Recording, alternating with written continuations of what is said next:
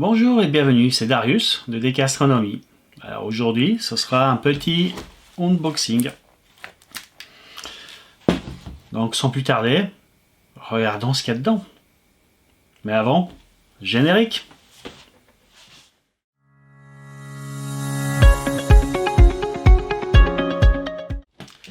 Alors c'est parti.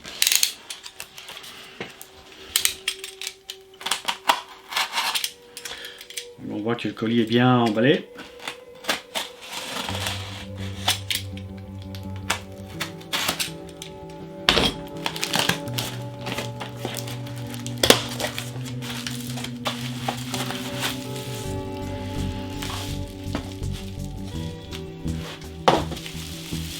Alors, à l'intérieur, on va trouver mon tambour.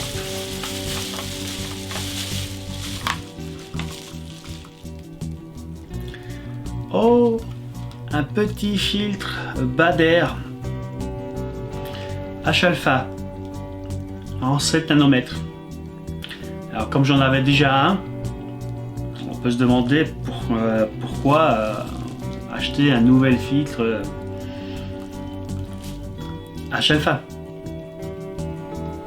Et bien tout simplement parce que celui que j'avais, il était en 35 nanomètres. Et pour faire correctement du SHO depuis Vénissieux, une ville polluée à cause de la pollution lumineuse, donc on doit travailler en bande étroite. Et donc ce filtre qui est qui est une bande 5 fois plus étroite permettra d'avoir beaucoup plus de contraste et de bien meilleurs résultats. Et une deuxième petite boîte.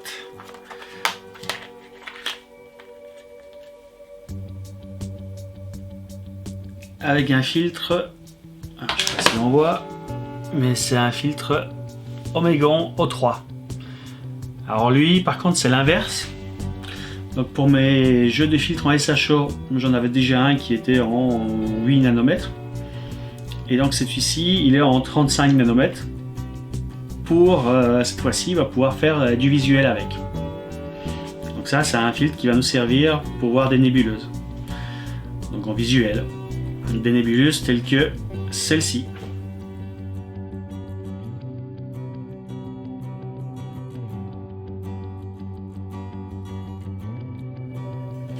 Ou celle-ci.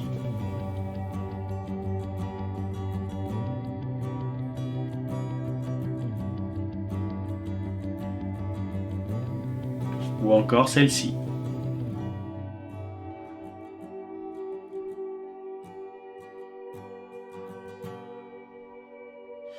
Bon, alors habituellement j'achète mes filtres d'occasion.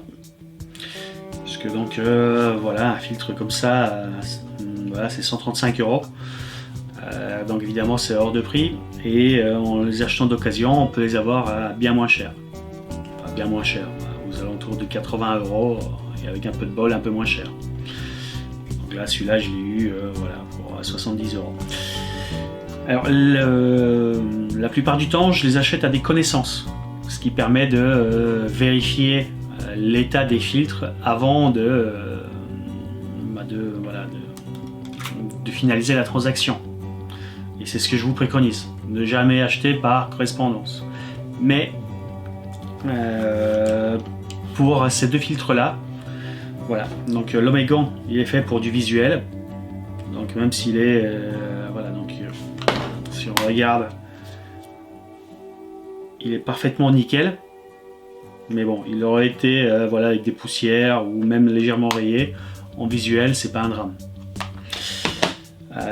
Par contre, celui-ci, donc lui, il est fait pour de l'astrophoto. Donc lui, si jamais il est rayé, là, ce sera un drame. Ou s'il a, voilà, s'il a des poussières, ça se nettoie. Mais si jamais il a été mal entretenu et qu'il est rayé, là, ça va être le drame. Mais voilà, donc il y a un peu de poussière, mais c'est bon signe puisque ça veut dire qu'il n'a pas été nettoyé et il n'y a aucune rayure. Donc c'était, voilà, je le fais jamais parce que j'ai jamais confiance. mais voilà, pour une fois j'ai tenté et j'ai gagné. Donc j'ai un filtre H-alpha en voilà, comme neuf, avec voilà l'emballage d'origine, donc le petit sachet, les petites mousses et la petite boîte qui va bien. Donc la boîte, elle, ici on a 2 rayures et ici on a 2 autres. Donc du coup, elle, il y en a aussi sur les côtés. Donc ce qui est bien avec ces boîtes Baader, c'est que voilà, on peut les empiler en les attachant, enfin en les empichant les unes dans les autres. Donc du coup, ça fait un bloc de boîte à filtre qui est plus compact. Et du coup, bah voilà, il se balade pas dans tous les sens. Donc voilà, donc je suis content de mon achat. Et donc il ne restera plus qu'à l'essayer en faisant du SHO depuis le ciel pollué de l'agglomération lyonnaise. Donc ça, on verra dans un autre épisode. Et quoi qu'il en soit, donc il y a déjà eu un épisode sur les filtres pour le ciel profond. Donc je vous invite à le regarder. Vous verrez plus en détail à quoi ça sert. Alors, qu'est-ce qu'on peut lire sur la boîte de ce filtre H-alpha? Donc déjà en haut, ici, on voit donc en haut l'arrêt que laisse passer, enfin l'arrêt du spectre que laisse passer ce filtre, et en bas on voit le spectre du soleil. Donc en fait c'est le spectre de lumière que laisse passer notre atmosphère, et donc comme le spectre du soleil qu'on peut voir depuis la Terre. Alors, si on regarde donc les données de ce filtre, donc c'est un Premium Grande H-alpha Full Frame Chip CCD Filter for Fast Optical System F10 to F2.8 Ear Blocked, No Halo, No Reflection. Donc c'est un filtre pour caméra CCD. Il est compatible avec voilà, donc les appareils photo full frame, moyennant une roue à fil bien sûr. Et voilà, il est conçu pour les systèmes optiques d'ouverture, donc de f2.8 à f10. Donc voilà, en général, voilà, si on prend un tube Skywatcher Quattro, ben, lui il est ouvert à f4. F2.8, c'est ce qu'on va trouver sur des objectifs d'appareils photo. Et F10, c'est typiquement mon C8. Et donc voilà, donc il est fait pour les caméras CCD, donc du coup il bloque les IR, les infrarouges, et il ne génère ni d'halo ni de réflexion. Donc voilà, il y a des filtres H-alpha voilà, qui sont moins bien que celui-ci. Évidemment, chez Astrodon, on trouve des filtres H-alpha qui coûtent 3-4 fois plus cher que celui-ci. Et donc, qui sont voilà, meilleurs. Donc, juste pour information, voici les deux filtres, donc en 7 nanomètres et en 35 nanomètres. Donc, on voit clairement en haut, au niveau du spectre, que l'une des raies, celle du 35 mm, enfin nanomètres, est beaucoup plus large que celle du 7 nanomètres. Donc du coup, ce nouveau filtre va me permettre voilà, d'avoir des acquisitions SHO meilleures et mieux équilibrées qu'avec celui-là. Alors celui-ci, il a quand même son utilité, puisque donc voilà, vu qu'il laisse passer plus de H-alpha, du coup voilà, si je vais en dehors de l'agglomération lyonnaise, à un endroit où j'aurai un ciel correct, comme par exemple au Pilat ou dans les montagnes, clairement là on peut voilà, à la place du 7 nanomètres, monter celui-ci et du coup avoir beaucoup plus de signal beaucoup plus rapidement. Donc voilà ce qu'on pouvait dire sur ces deux filtres H-alpha, donc en 7 nanomètres et en 35. Alors petite parenthèse, quand j'ai acheté mon jeu de filtre SHO, donc c'est voilà, un des rares jeux de filtre que j'ai acheté directement chez un revendeur d'astronomie.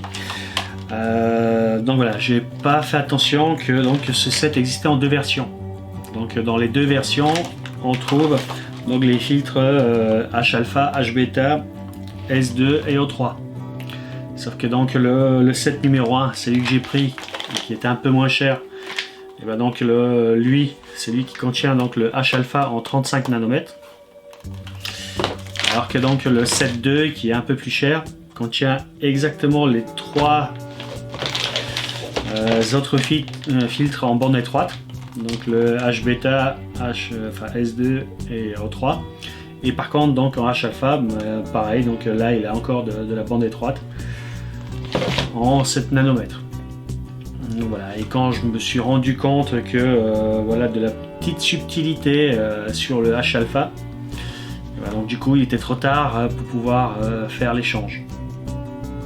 Donc du coup voilà, je me suis résigné à garder ce set là et à guetter voilà, une bonne occasion pour acheter le 7 nanomètres d'occasion. Donc voilà, je suis content puisque donc aujourd'hui, après quelques mois d'attente, je suis enfin tombé sur ce filtre là au prix que je voulais. Si vous voulez faire du SHO en ville, ne vous trompez pas.